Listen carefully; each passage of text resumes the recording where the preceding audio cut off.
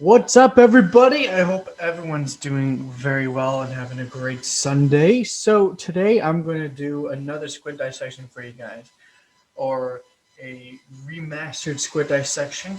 And this is also an instructional video on how to dissect a squid. So, let's just get right into it. So, first of all, I'm going to show you guys what I'm using. So, this is a dissection kit I got off of Amazon. It's a bunch of cool, amazing tools in here. But actually, the main tools I'm going to be using today is this cool little plier. This will gently move around things, sort of gently. This thing here, I'm not even sure what you call it. I don't remember what it's called, but it has this nice little point at the end. This is where you can just puncture a few things and just move around some eyes and stuff. And then here is our scissor, nice and sharp, cut through tissues and stuff.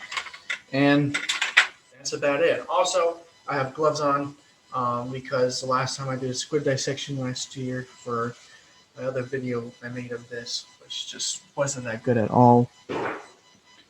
My hands smelled for days for not wearing gloves, so that was a mistake. So I'm not going to do that mistake again. And let's just get right into the video. So we're going to start off with the arms, which I always go for first, and then we're going to end at the mantle side. So this is the anterior side, anterior to help you out. Arms, tentacles, posterior, mantle. And also where all the vital organs are. And then right in between all that is the head of the squid. So let's examine the tentacles and arms for just a moment. So let's bring you up close so you can check out the tentacles. So in the tentacles, you have suction cups. Well, not in them, but right on the outside, you have suction. No, not quite. Maybe if I do it this way. All right. So here are the tentacles in the arms. Let me see. So embedded in the suction cups of the squid are chain-like rings. So I'm not sure if you guys can see this. Yeah, there we go. I'm not sure if you can. Probably won't be able to capture the chitin rings, but you sure can see the suction cups, and you can see the arms. And way out here, these are the tentacles. So these tentacles are actually used for feeding. So what they'll do is they'll shoot out, and they will grab the prey. And as they grab the prey, they're going to be squirming. They're going to be trying hard as they can, but they're going to bring them into the crown of arms, which is right in here. And then they'll just chow it down, and then you have the arms, which just kind of reinforce it, and then they're just going to eat it. And inside of those crown of arms is going to be a mouth. And this mouth is the beak.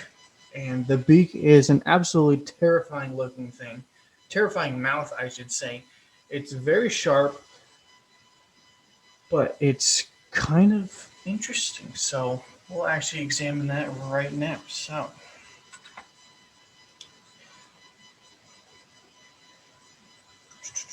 I'll take the beak out for you guys and take a look at it. So this is actually the bottom jaw of the beak.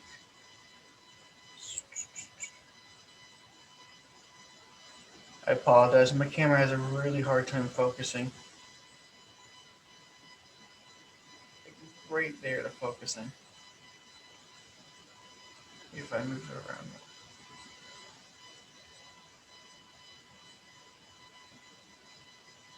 around. No.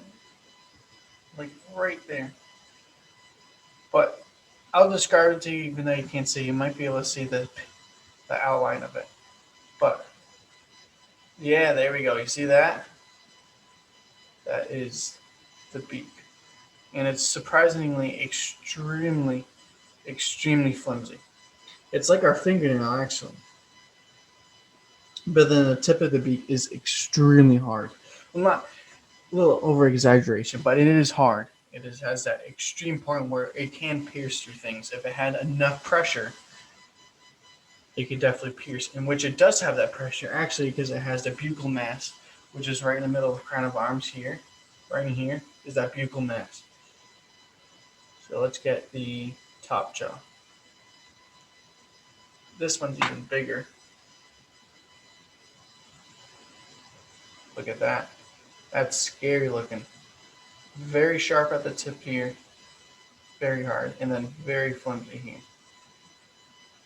Again, big purpose of the buccal mass. It's hard. It has a lot of that tissue, but also that muscle to move the beak and just chow down. And then inside of the beak is its tongue, which is known as the radula.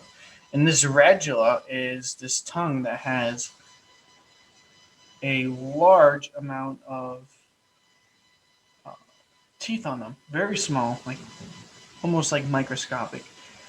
And this tongue will take in food. So pretend this is food, and this is the tongue. So what it's going to do is going to go like this. It's going to rub against the food, and as it rubs against the food, those teeth are shaving off the food. And it needs to do this because without this tongue, if it has really big chunks, it's going to go through the brain. And the esophagus goes right through the brain. The brain is actually literally a donut size brain.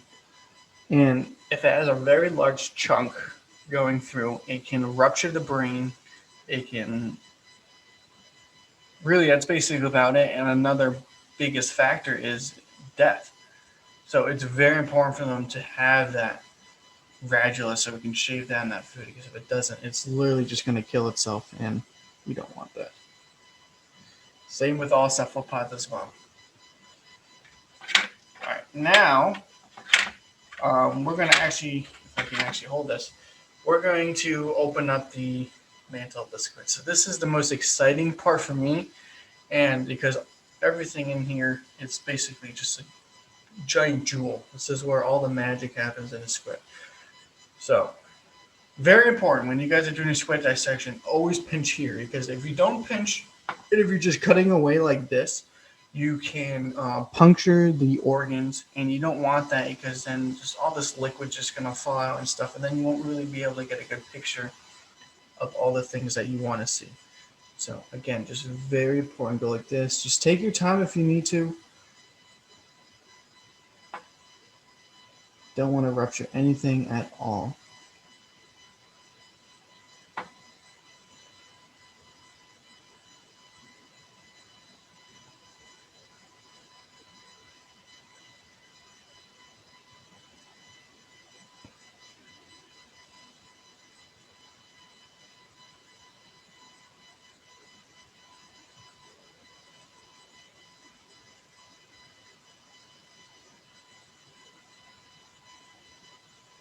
Beautiful. Now, let's open this thing up. So I'll move this here more. And then boom. And then, boom. Oh, this one's beautiful. Look at this.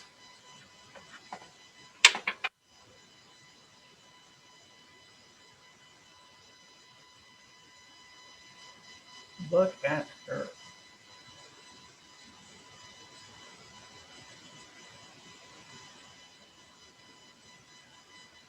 The simplicity of cephalopods is just spectacular. Look at this. So let me get the camera. Give you a closer look. So, right there, that's a digestive gland. I actually use this to be nicer. Digestive gland. Ink sac. This is actually the ovaries, and this is actually the stomach, and I'll show you for definite that that's the stomach. And these things right here, these are actually very feather-like. You can kind of see the little ripples in the camera from the light. These are not the feathers, the lungs. And as you follow these up, go all the way up, you're going to have this kind of like gush, this yellow gush. Those are the hearts. So, cephalopods have 3 hearts. We have the 2 bronchial, which very clear, they support the lungs. So they transport oxygen throughout the whole entire body, which is very important for the squid. And then you have the systematic heart, which pumps the blood with the addition of the oxygen throughout the whole entire body. So these hearts are extremely important, very vital for a squid and all cephalopods. And kind of the ink sac already ruptured a little bit, but you can see it's very dark over here. That is the ink. And so this right here, my friends, is our funnel, or known as siphon. So what this will do, this can take in the water, or oxygen, you can say, just water, pulling it in here, just kind of cleaning everything out, just making it nice and good. And then it can also exhale all that water out with also the ink as well when it feels threatened. So it's truly amazing. So once it threatens, flows right out the funnel. And if you guys are wondering, like, how did I know that this is a female? Well, right in the side here, you're going to be having a seminal gland, which is, you can tell from the name, it's the semen. So that will be for the male. And it has a spiral look. It's always like on the side here. So that's a huge giveaway to tell that that is a male. But this one is clearly a female because she does not have that. And they're always kind of, it's always swollen up here, but she's not swollen. She's probably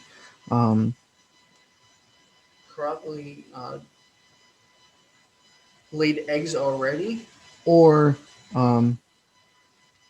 hasn't made it yet. See, because usually it's always swollen, kind of has like that kind of yellow looking color there, and it's all the ovaries and the eggs. And so let's do something kind of disgusting but amazing at the same time. So this is going to give you the definite that this is the stomach right there. And also, here is the intestines. I already said this, the digestive gland, the hearts, and stuff. It's just really simple, actually. It's kind of amazing. Hopefully I can get this. It kind of requires quite a bit of force to get this. Like, I don't want to hurt the squid, but I know it's dead anyways. It's not going to feel anything, but I just feel dead. Oh, yes. There we go. Ladies and gentlemen, we got it. So look at this. If you see this thing right here, this is the buccal mass. Look how thick that is. That's where all the muscle and tissue is to hold the beak. So now, if you pull on it, watch something happen. So, can I see that? The stomach here is shrinking. And then there goes our esophagus and buccal mass.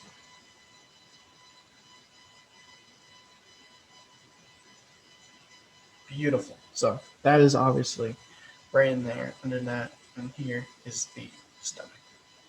Pretty gross and awesome at the same time.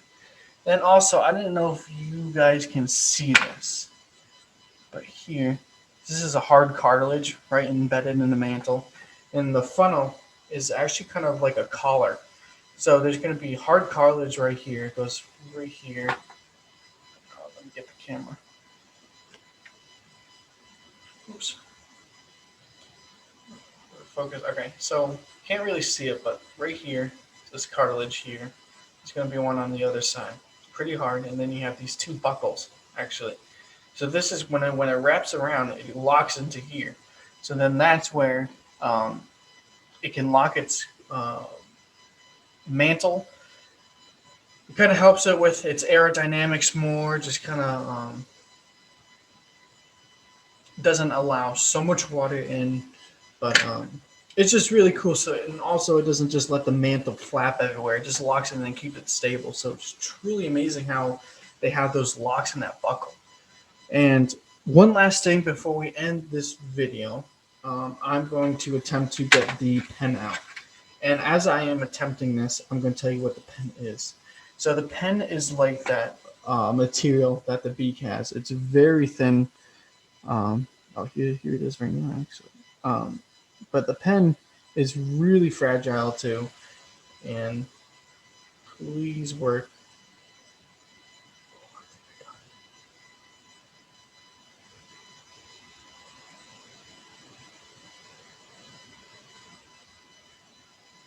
it's important to be very careful with this because, like what I said, the pen is very fragile, and just like one little bend you do, you just break it.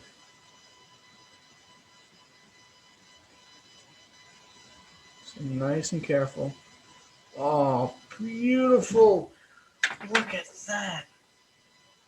How magnificent! This is actually my first time to actually get this all out. So this, fascinating enough, this is its bone that has diminished from millions and millions of years ago. It just now has come down to this. It's very transparent. Look at this. See, if you bend it a little too much, you can just snap it and break. But that is the pen, ladies and gentlemen. It is superb. And funny enough, it holds that squid. It doesn't really hold it, but it holds that just posture, I will say. It's structure. There we go. It's structure. And last but not least, actually, I want to show you guys the chromatophores. So that's what the squid looks like when it's. So hopefully you can see this. Look at that. How beautiful. These are the chromatophores. This is what helps the squid change color, camouflage. Oh, it's so beautiful to look at because when you actually see a squid in action, these things go off like pop rocks. If you guys ever had pop rocks and ate them, they just like go off one after another. That's kind of what it likes. Like one will go off, another one will shrink, another one will go off. It's just truly immaculate and amazing. And then there's a bunch here too, so it's just so awesome. They use this to communicate. And then that's about it, guys. That is our squid dissection. So I hope you guys enjoy this. Again, the materials I use you can just find off of Amazon if you look up dissection kits or just like dissection kits or squid dissection. You can actually get a whole kit and get a squid as well. So that is truly amazing. And the squid I got at a local food market. I got a big Y near me, and I got oh my goodness, the fish section. I'm just gonna go with that. But yeah, you guys can find squid like this at local restaurants. Yeah, you can find them at local restaurants and stores. And that's about it. Again, hope you guys enjoy, and I'll catch you guys up later and have a brilliant day.